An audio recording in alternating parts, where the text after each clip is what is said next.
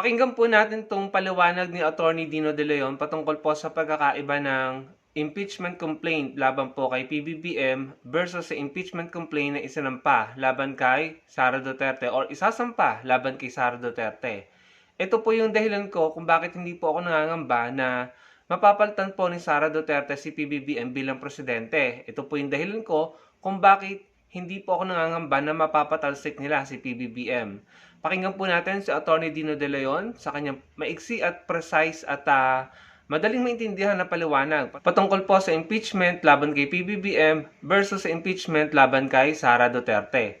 By the way mga kababayan, si Atty. Dino De Leon po ay may mga platform din po sa social media. Pwede nyo po siyang i-follow dahil maganda po siya magpaliwanag. Magaling, matalino, maigsi at madaling maintindihan. Si Atty. Dino De Leon po ay isa sa mga abogado ni Senator De Lima or Congressman De Lima na nagpanalo po kay Congressman De Lima laban sa mga gawa-gawang kaso na isinampa kay Congressman De Lima nung panahon po ni Duterte. Pakinggan po natin.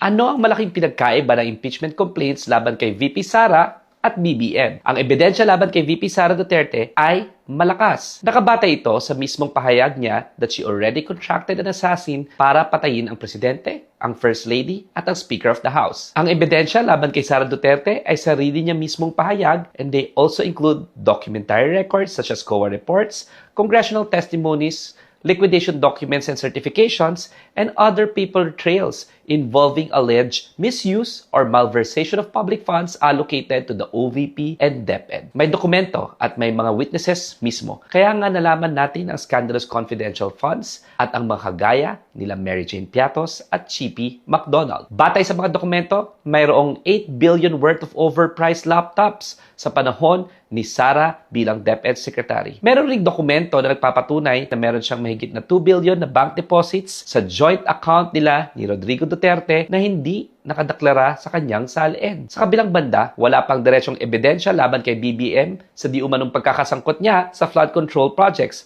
lalo na siya ang unang nag-expose nito sa sarili niyang SONA. Batay sa ebidensya, mas malinaw ang grounds for impeachment laban kay Sara Duterte. Huwag lang tayo sa politika makinig. Ang hustisya at pananagutan ay hindi dapat base sa chismis.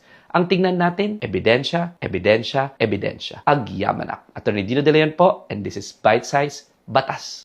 So yan po mga kababayan, yan po yung reason ko at dapat yan po yung ating panghawakan kung bakit hindi po tayo dapat nag-aalala na matatanggal si PBBM at magiging presidente si Sara Duterte. Hindi po mangyayari yan mga kababayan. Ako po, malaki po ang paniniwala ko na hindi po nila talaga mapapatalsik si PBBM. At kahit po sila, yan Duterte camp at kung sino man yung mga grupo na nagsasampa ng impeachment complaint laban kay PBBM, naniniwala po yung mga yan na wala pong patutunguhan ng mga complaint nila.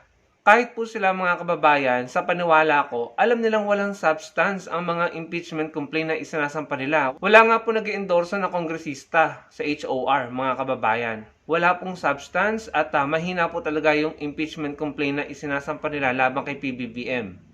Ang paniwala ko dyan mga kababayan, kahit alam nila na walang patutunguhan ang impeachment complaint nila laban kay PBBM, isasampa nila ito dahil ang goal po nila, in my opinion, is papangitin lamang po ang imahe ng Pangulo.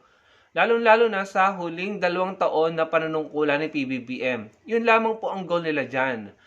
Ako po'y naniniwala na hindi na po sila concerned kung mapapatalsik nila si PBBM sa natitirang 2 taong pamamahala nito. Ang paniwala ko dyan, gusto lang nilang papangitin ang imahe ng Pangulo para maiproject nila na si Sara Duterte ang sagot sa 2028. Yun po ang paniniwala ko dyan.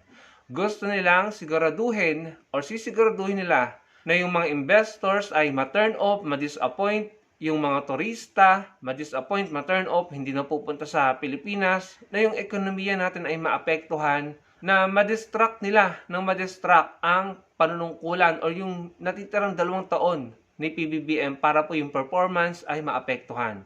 Yan lamang po yung nakikita kong goal nila dyan eh. Naniniwala ako na alam din nila sa sarili nila na walang patutunguhan ng impeachment complaint nila kasi walang substance at hindi po talaga galing sa matibay na ebidensya.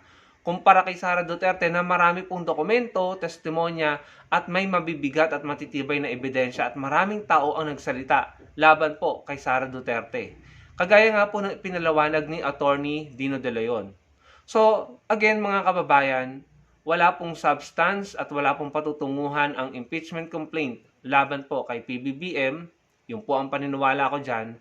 At ang tingin ko, kaya lamang ito ginagawa ng kampo ng mga Duterte at ng iba pang grupo dyan na nakakaumay na nagsampa ng impeachment complaint kay PBBM. Ang goal lamang nila mga kababayan ay i-distract at siguraduhing pangit ang imahe ng huling 2 taon ng panunungkulan ni PBBM para mai-project nila si Sara Duterte na tagapagligtas, solusyon, at mai-project nila si Sara Duterte na aayos sa Pilipinas. Yan po ang kanilang goal, mga kababayan.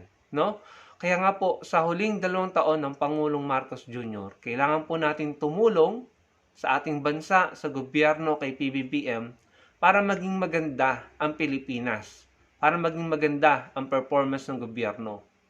Dahil kung hindi po, hindi lamang po si PBBM ang talo dito. Tayo pong lahat, pare-pareho po tayong talo. Kailangan po nating tulungan ang ating ekonomiya. Dito po tayo gumastos sa bansa natin, huwag na sa ibang bansa. Dito po tayo maglakbay. Tangkilikin po natin ang sarili nating mga tourist destinations. At siguraduhin po natin na hindi magtatagumpay ang mga DDS na nagpipinta ng negatibong imahe sa government, sa admin ni PBBM at sa Pilipinas. Dahil kung hindi, maipupush po nila ang kanilang agenda. Maibebenta nila ang kanilang agenda sa mga Pilipinong mapapaniwala nila. So, mga kababayan, ang goal lang ng mga yan ay papangitin ang huling 2 taon na panunungkulan ni PBBM. Kasi alam nila, wala naman pong silbi yung mga impeachment complaint nila.